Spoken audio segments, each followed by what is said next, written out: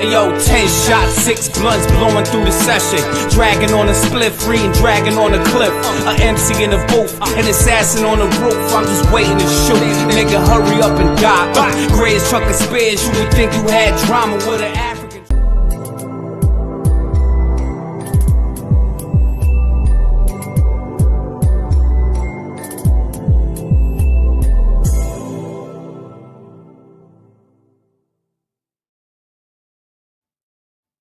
Hey everyone, welcome back to the Urban Wrestling Network.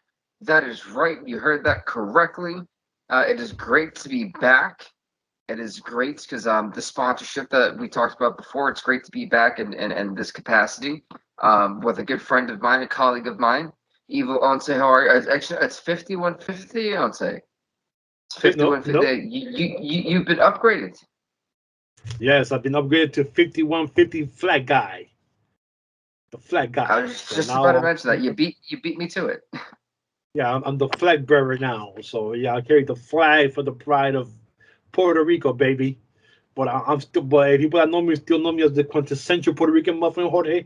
I'm still here, going there. You know, I'm still going to see me there. You're gonna see me at the shows from MLW. I already got my tickets for the May show, the Kings of the Coliseum. So I'll be there, flipping the flag. So then, Yes, you know, we had a really great episode of MLW Azteca. And we kicked it off with one of the weirder things of the night, definitely. The, what do you call it? The post-race tanning. Yeah, the post-race tanning segment. Well, what did you think of this? And you got a tan in the day and the daytime. You know, you get different rays at different times. So, you know, Hammerstone's trying to teach. Yeah, hey, they're in Mexico, so you know he's trying to teach holiday that there's different types of different tans. You know, different days, different times at night time. You get different rays coming from the moon. So that was the moon tan right there. What I had appreciated about the segment is that in a small way, it actually kind of segmented and was able to incorporate the fact that obviously I think by now it's very apparent that his girlfriend is Alicia too. Yeah. And so it was kind of like since Valentine's Day is coming up in a couple of days, I thought it was very cool. They kind of somehow found a way to like get that little nugget in there. Yeah. Yeah. And to then move forward, we had EJ and Daku versus Adrian Quest. Yes. Now we actually we had just briefly like touched upon it before we went live. I believe I actually did like this match, but it was very clear who was going to win. Like it wasn't even like David and Goliath. I mean, you're not going to have this guy lose to anyone that isn't like a champion at this point, or at least like a top contender type guy, you know. Yeah. And you know, to be fair, Ndaku did look strong, which is what the whole the whole purpose of the match was, and it was smooth, but it was definitely a little bit too much in terms of just being all over the place. Could have been smoother for sure. But I did want to get your opinion on how you felt about this match. I do feel that it pushed Ndaku once again to a better like stratosphere. Yeah, so definitely. I mean, you see Ndaku there getting pushed to that monster level of being someone that he's going to be a big going forward and forced to be reckoned with in MLW. I didn't like the opponent because the opponent there was like a humongous size difference. I would have liked him go up against somebody a little bit taller and do a little more pacing at Nduka's pace. This was more fast paced, and you could see things kind of breaking down a little bit here and there. A lot of things were going too fast for Nduka, I think. And then the guy is so smaller, he tried to catch him, and you could see the big size difference. I mean, the big size and power difference between both guys. So even though, I enjoyed the match, there was a lot of things that were, I think they could have been pacing a little more slower. It made it look even better, but we got the point across. I mean, Nduka won, and that was what it was for. to make him look good, make him look strong, make him look like it's going to be a force coming up in the future. In the Charlotte shows coming up in Dallas again or in Philly. So, we're hopefully we get more Nduka in the future. So, Oh, for sure. And I definitely wanted to get your opinion on the Davey Richards promo before I said anything. yeah, the promo is awesome. I love the passion that you could hear in his voice talking about the cup, talking about being back in MLW, talking about all the different things, especially whoever stole the cup from him. We still don't know any answers of who knocked him out and took the cup, so that's going to be interesting. And he has a title match coming up in Charlotte Super for fight, yeah. the MLW heavyweight title against Hammerstone. So that's going to be an amazing match coming in the future. So It's funny because like David Richards is not known for talking, you know, and this easily was the best promo of the night. I love the fact that we're playing off of face versus face. yep, And I'm really glad that you brought up the uppercut because I completely forgot about it, honestly. Here's my hot take on this, and I want to get your opinions on it too. So, do you think it's TJP?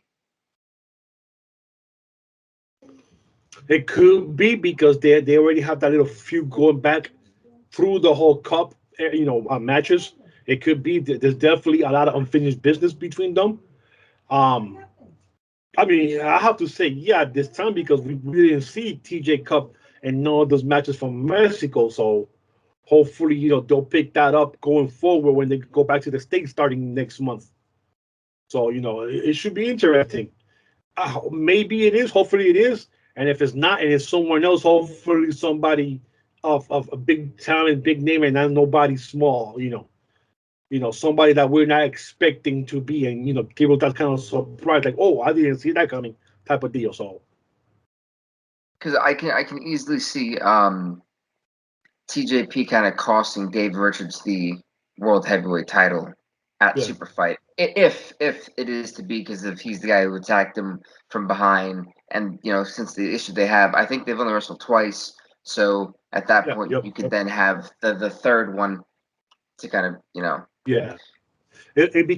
I know this is not it, but it'd be kind of funny if somebody uses that forbidden door nonsense, and it turns out to be Eddie Edwards, for the American Wolves.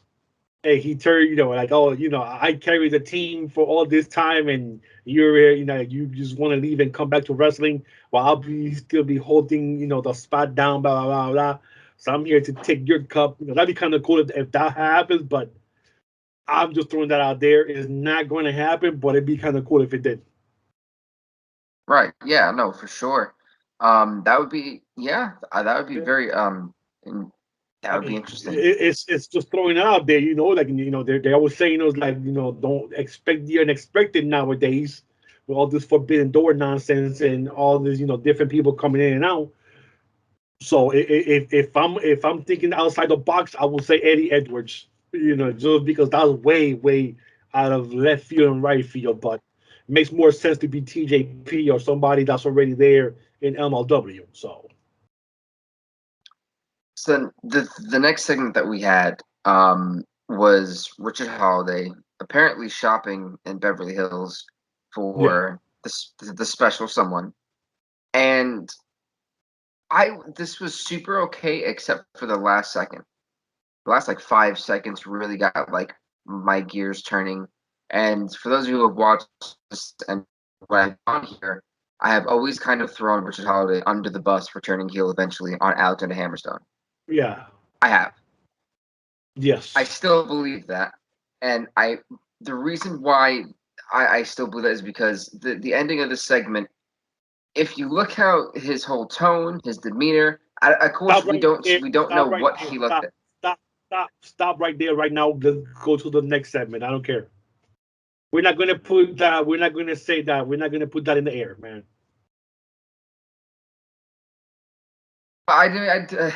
Why do you get to say? I know where you're going with this, and we're not gonna put no bad juju up in the atmosphere out there, nothing like that. Nope. I'm not. Nope. Not happening. No.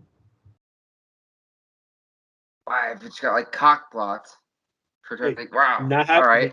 right. The dynasty is forever. Not happening. We're not Nothing. gonna Trevor, put come that. on now. We're not gonna put that. We're not gonna put that nonsense out there in the universe.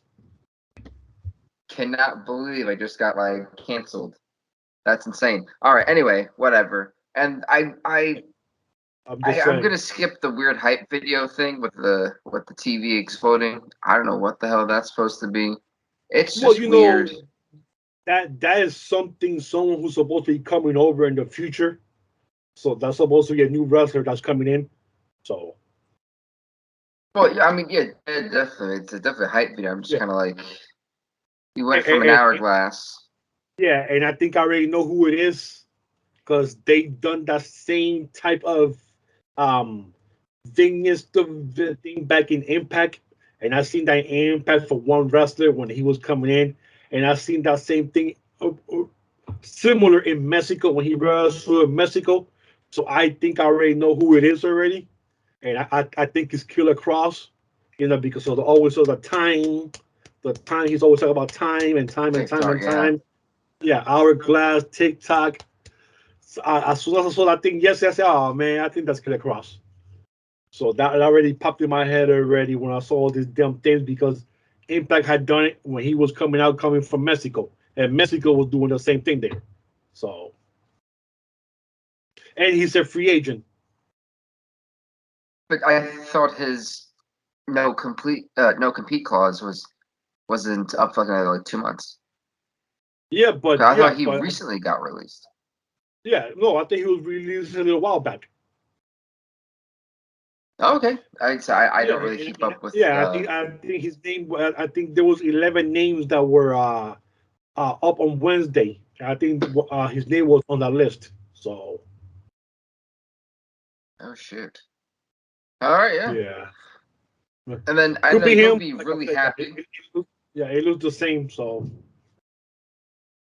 I know that you'll definitely be happy with this next segment. Your boys 5150 were yes, not only successful in defending their MLW World Tag Team Championships, they also are the new IWA Puerto Rico Tag Team Champions. Actually, I had to Google that because I wanted to make sure that I didn't butcher yeah, that. So, I, what are your thoughts on the Von Erichs being out due to COVID and the IWA Puerto Rico tag team titles? I want to make sure I say that right. yeah, yeah. I mean, 5150 doing this shit right now. I mean, unfortunately, the Van Erichs will not be able to wrestle, and now it's going to be the Parks challenging 5150. Not So guaranteed. Not guaranteed yet. Not guaranteed yet. oh, okay. I wasn't sure if it was guaranteed or not. So yeah. Or they actually. I thought they said it was going to be They're them or no. staking a claim that they won Okay. rematch, but there is no official word from the matchmaker El Jefe. So basically, right now they have no opponents, but they went to Puerto Rico. They won the belts. Now they're two champions for two different companies, which we know the IWA is for Savio Vega's company in Puerto Rico. So it's amazing. The guys are doing it, going different places, winning belts. And right now, the sky's the limit for 5150. Shout out to Slice Boogie and Danny Limelight. And if you haven't seen that interview, go to the YouTube page, Major League Podcast, and you'll see that interview we did with them this past month, last week. And it's awesome interview, funny as hell. So to touch up, you also did mention Los Parks. Last time we seen Los Parks, they lost the titles. Yep. Do you Yep. feel that they should automatically invoke their rematch clause, or do you feel they should try to pick up some momentum first and then invoke the rematch clause? You got to think too. You come off of a loss, you got your Yeah. ass whooped, and Yep. you want your rematch immediately.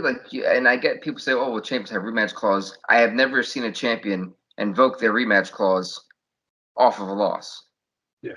I mean, if what happened to the Von Erichs, unfortunately with the COVID, if they're out, which they're going to be out, then I will definitely give it to the Parks But and there's a have bunch them. of other teams though. Yeah, but since they were the last champions, I'll give them to them. Let them take their stake.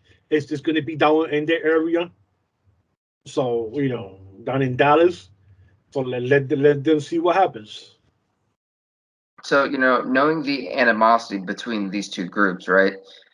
Do you just have a regular tag team match? That a regular tag team match is not going to be able to contain the not Yeah, only the animosity yeah, but the yeah. violence that these With two so want to do to each many, other. So yeah, you've already and done so it. You've already done a street fight. yeah, basically, but 5150, you have Julius Smokes, then you have Homicide, you have Corny outside, then you have the one of the Parks outside. I'll make it like a whole 6 man, anything goes match inside the ring, and whatever happens, happens. So here's my thing: we lock them in a cage and we let them go ham on each other.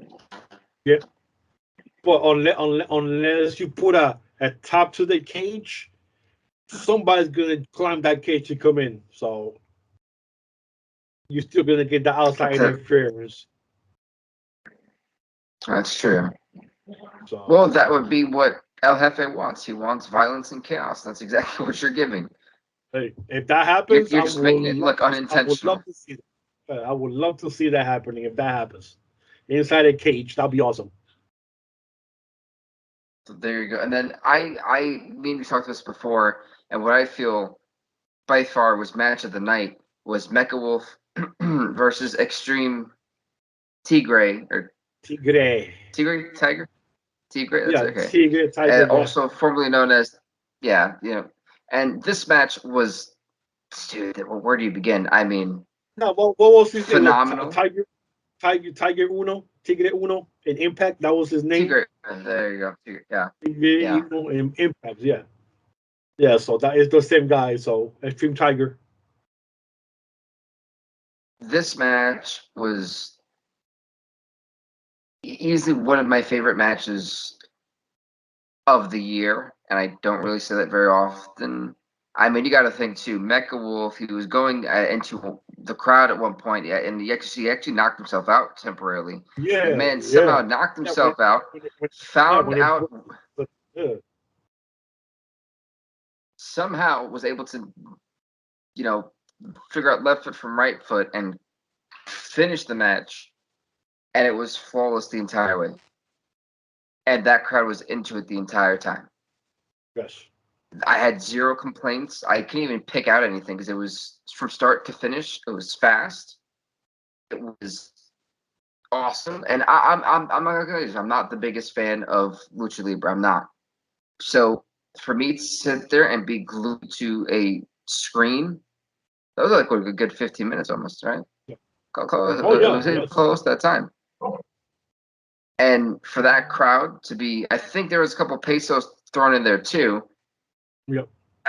And I know what's somebody gonna say, well, this is Mech Wolf, he's traveled around the world, this is what you expect.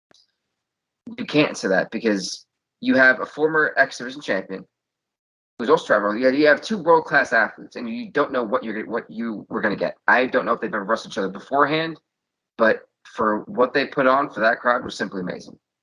Yeah. A I mean, a masterclass. yes. I mean, Mecha Wolf. I love Mecha Wolf 450. He's one half of the N.W.A Tag Team Champions with Bestia 666, and they call themselves La Rebelión. And we know Extreme Tiger from his days in Impact, known as Tigre Uno. So we know this match was not going to disappoint. This was a hard-hitting, high-flying, fast-paced car crash, and I loved every minute of it. I loved every minute of it. Crush was just putting it politely.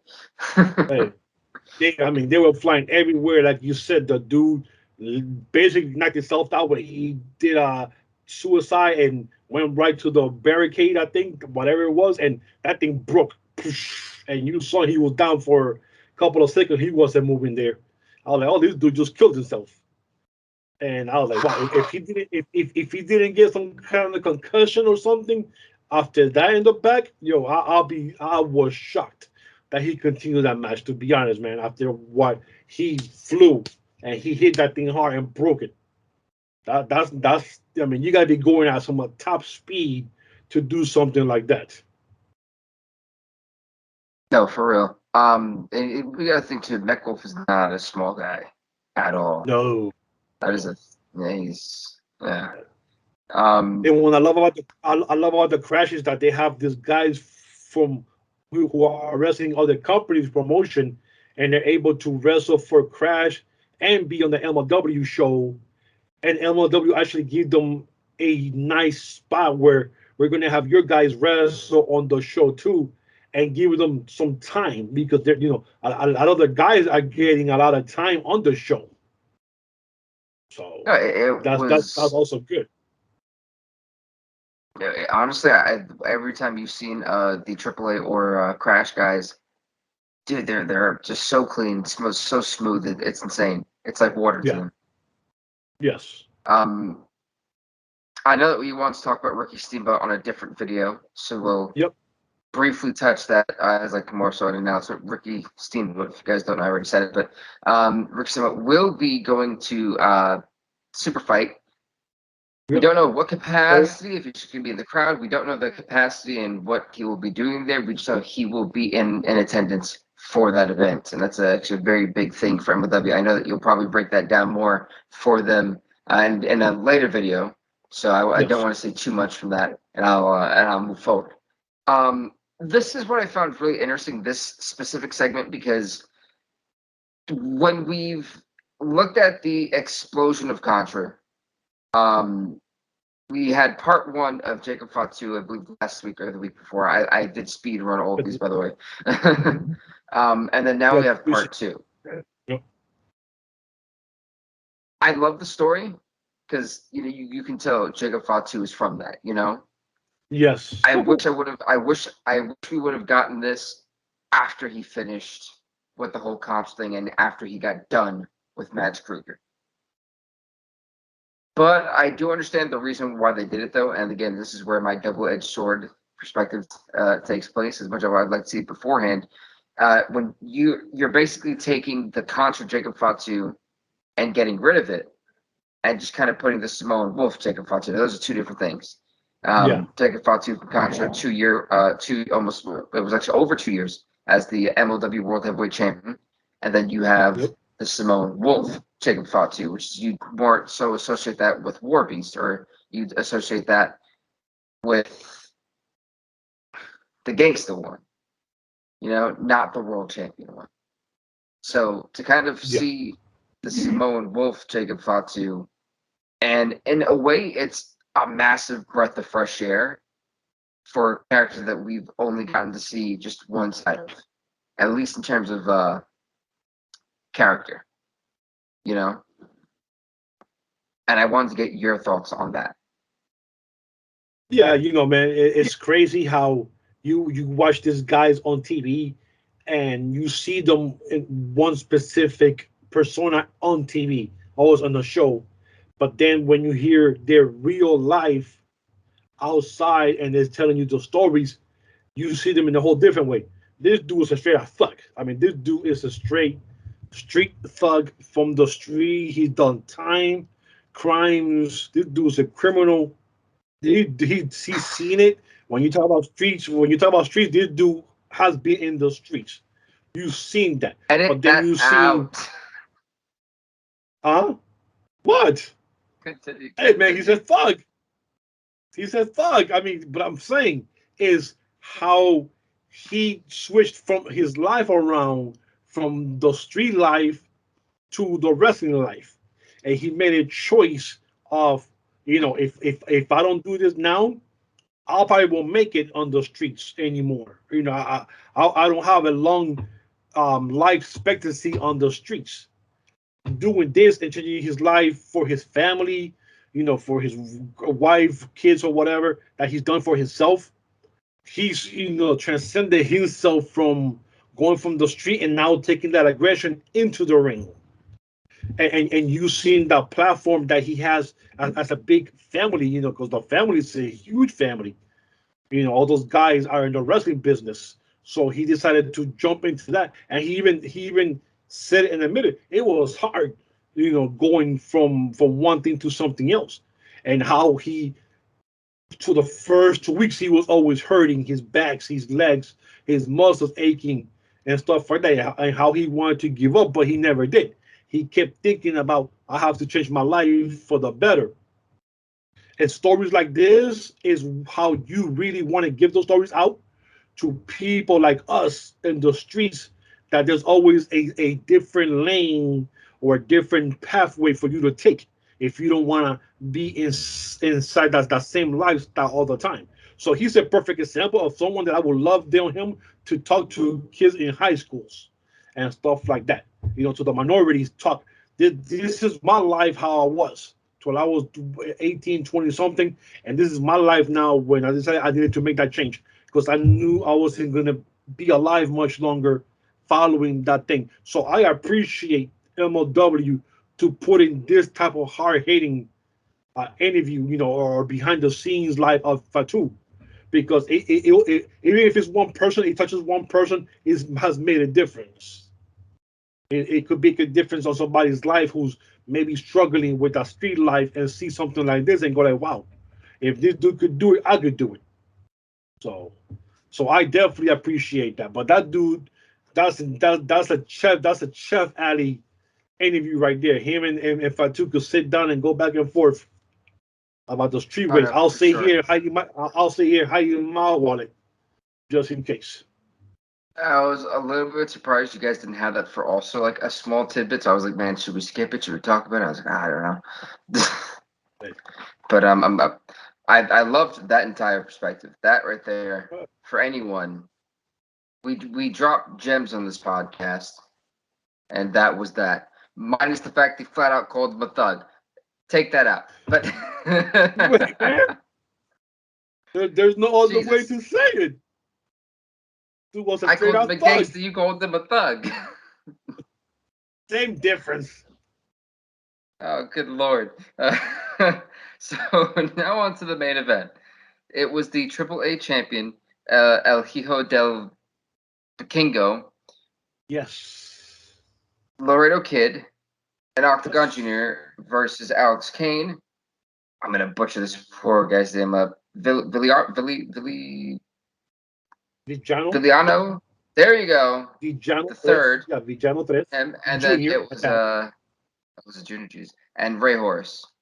Yes, I Yes. got it right. Okay, Yeah, cool. yeah. I knew. It's Villano tres Junior. I'm like, good lord, this is the son of the third villain. It is his son. I'm like, good god. Don't have complicated names. Yeah, man. But what minus Alex Kane, this match was great. Oh yeah. That's like that's the best way I can put it. Like, and I love Alex Kane. I'm a big Alex Kane fan. Alex Kane provided me the comedy I needed in this match, and besides that, nothing else. So, Yeah. Yeah, yeah, this was that's as a good as that good gets. match. This was a good match. Yeah, this was a real good match. Just take out Alex Kane and put somebody else in his spot for the other team, and we would have had a 6-man aerial battle. But this just shows the lucha libre aspect of Crash and what lucha libre is all about. And Hijo de Vikingo, that dude is the biggest star in Special. Mexico right now. He's 24 years old. The dude is 24, and he's already the mega champion of the biggest Mexican company there is. At one time, that was Phoenix spot. At one time. So, and now they turn it to a 24-year-old who's turning 25 in the summer. So this dude has 20 more years left in his tank at doing this. And we've seen Laredo Kid, which we know so well from Impact Wrestling. The one that I didn't know was El Villano Tres Jr. I didn't know much about him. But Ray Horrors, seen him before, also MLW. And the other guys, so it was pretty good to see different guys mix it up. But Kane, Kane was definitely the odd man out in this show. So, yes, sir. You raised your hand. I saw that. Yeah. Yeah, hey, I remembered. Professional. We're I professional here. We're professional we here. are. We have to hold a certain level of professionalism at all Yes. times. But no, I most fondly remember Laredo Kid, specifically of the work he's done in MLW. I think one of his best matches was with what's his face, the guy, Leo Rush. There you go. Oh, Oh, I'm yeah, not. yeah, I'm tired. That's yeah. why. I'm tired. Normally I'm on the ball, but yeah, no, like seeing Laredo Kid again was really, really awesome. Yeah. Oh, and top notch athlete, top notch. But for years. Yeah, I mean, Hijo de Vikingo is like a whole different wrestler at a whole different level when it comes to lucha libre style, you know, and hopefully MLW will definitely hit more of the crash lucha and AAA guys and get them up here, especially now with WrestleMania weekend in March 31st. They're having the March 31st show, and then they said that they're gonna have an April 1st Azteca Lucha show on April 1st. So that's gonna be awesome. That's gonna be strictly Azteca. So you're gonna see a lot of guys, hopefully from Crash and Lucha, on this show. So that's gonna be awesome right there too, man. He definitely needs to be shown more in the states, and if Elmo could do that, I mean, to take him, bring him into this side of the states for us fans to see more of him. That because I would love to see him in person, wrestle at least once live, man. All his stuff that he does, it looks crazy on TV. Imagine it watching it right there in front of your face, doing all the damn flips and stuff like that. Like, oh Lord, this is gonna. Whew. You're gonna do so many flips, you're gonna turn into time. I really look what MLW Azteca does in the States. I mean, I want to see more of Pagano. I want to see Yeah, more of, if we can, Vikingo. I want to see more from Laredo. I like there's a lot of different names I would love to see more from. Um, but to filter onto the last part of this, it would be the most interesting part, I think, the second most interesting part of the show. Um, Basically, it's what I talked about earlier with Holiday kind of looking off. yeah, He gets pushed out of a car. He has a thing he's holding, and on that card, it says that it'll be Alexander Hammerstone versus Pagano. We don't know when, but it'll also be Rich Holiday versus Mil Martez as yeah. well. Yeah, so So those should be in the next show, the data show that they just did 2 weeks ago. So those matches should be there. all right, well then there you go. And your thoughts? I mean, I like the ending. It was kind of thin because as soon as Sparks comes out, like, where's your boyfriend? First of all, he's not my boyfriend, but I've been waiting here for a long time. And then car comes out, the car sped up. I'm like, what the hell's going on? And then I see the mask guys from Azteca pushing Holiday. I thought, oh Lord, they beat the crap out of the dude outside somewhere. And we see the match list or whatever. But Sparks is always everywhere trying to get into people's business. And this just solidifies more the relationship between Holiday and Alicia Toot. And at least we get two matches coming up for the next couple of weeks. So, we'll see what happens there, man. This is going to be interesting developments coming up in the next couple of weeks. I think it's a setup. I think that it's a setup. I still believe, and you're gonna hate me for this. I know you're gonna hate me for this. I still believe that man's put a nail in Hammerstone's back. I do. I think he's working with. You got to think too. At what point do you take so much punishment that you've now been targeted? You've lost your belt. You had no backup in that Barrio brawl. You at this point are just basically like the protector of Alexander Hammerstone. So at what point does enough become enough? And then you've allegedly, we don't know if they actually heard him or not, maybe assault him in that vehicle. I don't know. I think that the friendship, that dynastic friendship, is gonna be over very soon. But with that being said, for myself and 5150 Owen, say thank you so much for watching. Please do leave a like, leave a comment, subscribe to Urban Wrestling Network. I almost said Urban Pro Wrestling, but Urban Wrestling Network. And I'm on a roll today.